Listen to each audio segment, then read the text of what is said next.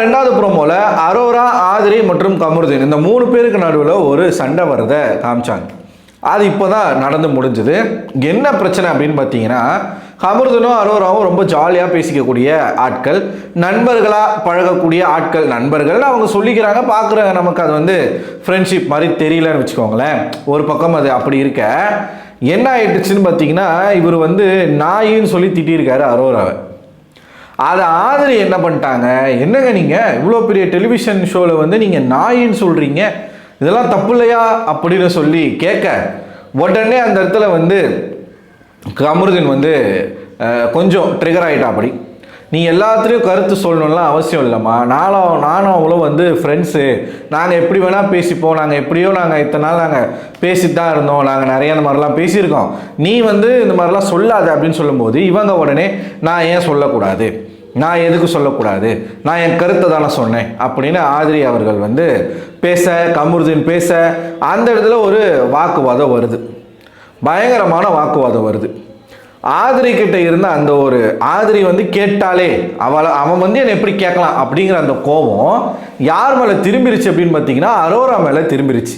இதே கமருதீனும் அரோராவும் சேர்ந்து பார்வதியை ஒரு இடத்துல அட்டாக் பண்ணாங்க. அதுதான் 3வது ப்ரோமோவாக வந்துச்சு. அந்த 3வது ப்ரோமோவை தனியாக பார்ப்போம். ஏன்னா பார்வதியை பொழந்திருப்பாங்க அரோரா, அது வந்து நம்ம கண்டிப்பாக பேசி ஆகணும், அட்ரஸ் பண்ணப்பட வேண்டிய ஒரு விஷயம் அது. ஓகேவா, இந்த மேட்டருக்கு வருவோம்.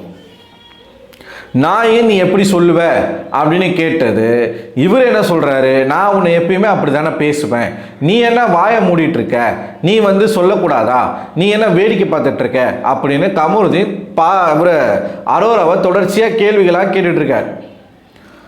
அரோரா அதுக்கு என்ன சொல்கிறாங்கன்னா, நான் எதுவுமே பண்ணலையே, அவள் தானே சொன்னா, நம்ம ஆல்ரெடி பேசி தானே வச்சுருந்தோம், மற்றவங்க முன்னாடி இந்த மாதிரி நம்ம பேசிக்க வேணான்னு சொன்னோம்ல, அப்புறம் எதுக்காக நீ அப்படி சொன்ன அப்படின்னு இவங்க கேட்க, அந்த சண்டை அப்படியே டெவலப் ஆகி பாத்ரூம் வரைக்கும் போயிடுச்சு. பாத்ரூம் ஏரியாவுக்கு போய் அடிச்சுக்க ஆரம்பிச்சிட்டாங்க.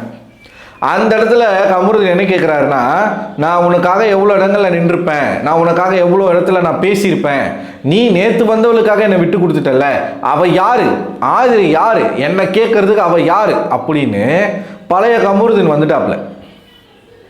ஆல்ரெடி இந்த மாதிரி பேசாதீங்கன்னு சொல்லியிருக்காங்க.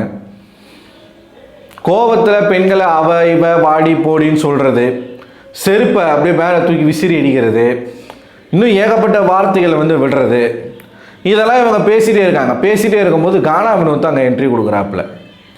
என்ட்ரி கொடுத்துட்டு அவர் வந்து பேசுறதுக்கு வர்றாரு. அரோரா என்ன சொல்கிறாங்க, ஆனால் நாங்கள் 2 பேர் பேசிகிட்டு இருக்கோம், நாங்கள் பாத்ரூம் கதவை சாத்திட்டு நாங்கள் கொஞ்சம் பர்சனலாக பேசிகிட்டு இருக்கோம், நீங்கள் உள்ளே வராதிங்க அப்படின்னு அரோரா சொல்கிறாங்க. உடனே வினோத்தை பற்றி பேசினாலே பொங்குறதுக்குன்னு ஒரு கூட்டம் வருது. நீங்கள் என்ன வேணால் பொங்குங்க, நீங்கள் அன்சப்ஸ்கிரைப் பண்ணுங்க, எனக்கு பிரச்சனையே கிடையாது, ஆனால் எனக்கு தோன்ற கருத்தை தான் நான் சொல்ல முடியும். உங்கள் எல்லாருக்கும் பிடிச்சிருக்குன்றதுக்காக நான் சப்போர்ட் பண்ணணும்னு எனக்கு அவசியம் இல்லைல்ல. ஏங்க எல்லார் மேலேயும் விமர்சனம் வைக்கலாங்க, விமர்சனத்துக்கு அப்பாற்பட்ட மனிதனே இந்த உலகத்தில் கிடையாது. என் மேலேயும் நீங்கள் விமர்சனம் வைக்கலாம், அதே மாதிரி அவங்க மேலேயும் யார் வேணாலும் விமர்சனம் வைக்கலாம். வினோத்தை பாராட்டி பேச 10 சேனல் இருக்கட்டும், கிரிட்டிஸ் பண்ண ஒரு சேனல். வினோத்துக்கிட்ட எப்படி வந்து ஒரு கிரிட்டிசிசம் அக்செப்ட் பண்ணிக்கிற மனப்பான்மை இல்லையோ, அதே மாதிரி தான் வினோத்தினுடைய ரசிகர்களுக்கும் வினோத்தை பற்றி சொன்னால் அதை அக்செப்ட் பண்ணிக்கிற மனப்பான்மையே இல்லை. அக்செப்டே பண்ண மாட்டீங்களா உங்கள் தப்பை. நீங்கள் முதல்ல உங்கள் தப்பை நீங்கள் அக்செப்ட் பண்ணாதானங்க அடுத்தவங்களை நீங்கள் கை காட்ட முடியும். சரி, ஓகே, அது ஒன்று வினோத் வந்துட்டாப்புல. வினோத் வந்துட்டு நானும் வந்து பேசுவேன், ஏன் நீ வந்து பேசும்போது உன் ஃப்ரெண்டுக்காக நீ வந்து நின்னல, அதே மாதிரி என் ஃப்ரெண்டுக்காக நான் வந்து நிற்கிறேன், நீ வெளில வந்து பேசு, பாத்ரூமில் பேசாத, வெளில வந்து பேசு. இவர் வைக்கிறது சட்டமா, யார் எங்கே பேசணும்னு சொல்லிட்டு புரியலையே. கூப்பிட்டு போயிட்டாப்புல, மறுபடியும் வந்து பாத்ரூம் கதவை திறந்து கூப்பிடுறாரு, வெளில வந்து பேசு, உள்ளே பேசாத, வெளில வந்து பேசு. ஏன்னா அரோரா வந்து வினோத்துக்கிட்ட கொஞ்சம் அதாவது வினோத்துக்கு அட்வைஸ் பண்ணியிருப்பாங்க. அது நம்மளுக்கு அட்வைஸ் பண்ணால் பிடிக்காதுல்ல, அதனால் அவர் வந்து காண்டாயிட்டாப்புல. அதே அட்வைஸை தான் கமருதீனும் பண்ணார். கமருதீன் கிட்ட காண்டாவலையே. ஈஸி டார்கெட், இதுதான் ஈஸி டார்கெட். சரி, ஓகே, இது நடக்குதா. ஒரு கட்டத்துக்கு மேலே கமருதீன் வாயில் என்ன வார்த்தை வந்துருச்சு அப்படின்னு பார்த்தீங்கன்னா, துஷார் போனதுக்கு நீ தான் காரணம் அப்படின்னு பார்வதி சொன்ன மாதிரியே சொல்லிடுறாரு. அரோராவுக்கு அதுதான் வீக்னஸ் அப்படிங்கிறது அவருக்கு நல்லாவே தெரிஞ்சிருக்கு. அதனால் கரெக்டாக அந்த பாயிண்ட்டை வந்து சொல்லிட்டா. அப்படி என்ன சொல்கிறார் அப்படின்னு பார்த்தீங்கன்னா, இவங்க வந்து துஷாரை பற்றி ஏதோ சொல்கிறாங்க அரோரா. ஏதோ ஒரு பாயிண்ட் சொல்லும் பொழுது உடனே துஷார் வெளில போனதுக்கு நீ தான் காரணம்.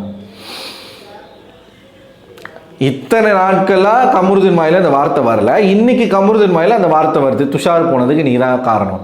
ஏன்னா அரோரா வந்து ஆதிரிக்கு சப்போர்ட் பண்ணிட்டா அப்படிங்கிறதுனால ஆதிரியோட வீக்னஸ் என்ன அதை வச்சு நம்ம வந்து பேசணும், அந்த இடத்துல அதை வச்சு நம்ம வந்து அவளை குத்தணும் அப்படிங்கிறதுக்காக பேசப்பட்ட ஒரு வார்த்தை இது.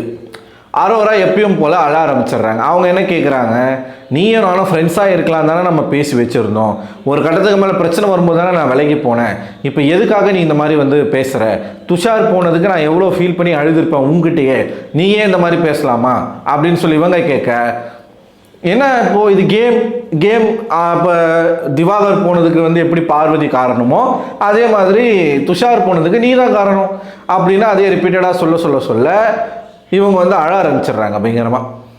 யார்? அரோரா செம்ம அழுக.